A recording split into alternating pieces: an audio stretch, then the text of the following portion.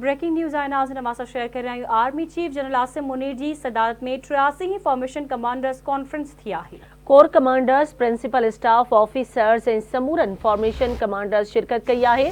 Forum पारां मुल्की हिफ़ाज़ती, सलामती ऐं ख़ुद मुख्तियारी लाइ हथियारबंद फ़ौज जे ऑफिसरनि ऐं जवाननि खे भेटा पेश कई वई।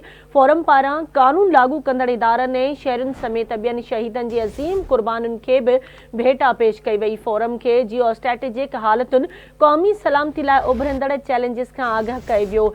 ISPR पारां ॼाणायो वियो आहे फोरम खे मल्टी डोमेन ख़तरनि खे मुंहुं ॾियण लाइ पाक फ़ौज जे हिकमत अमली खां बि आगाह कयो वियो। फॉर्मेशन कमांडर्स कॉन्फ्रेंस में शहीदनि जे ईसाले सवाब लाइ फातिहा ख़्वानी कई वई, जॾहिं त रियासती इदारनि ख़ासि करे पाक फ़ौज ख़िलाफ़ डिजिटल दहशतगर्दी जारी आहे। कॉन्फ्रेंस में शिरकत कंदड़नि जो इहो चवण जो मक़सदु कूड़ ऐं प्रोपेगेंडा सां पाकिस्तानी क़ौम में मायूसी पैदा करणु आहे। फॉर्मेशन कमांडर्स कॉन्फ्रेंस में इहो चवण हो प्रोपेगेंडा जो मक़सदु क़ौमी इदारनि ख़ासि करे पाक फ़ौज ऐं अवाम विच में विछोटियूं पैदा करणु आहे।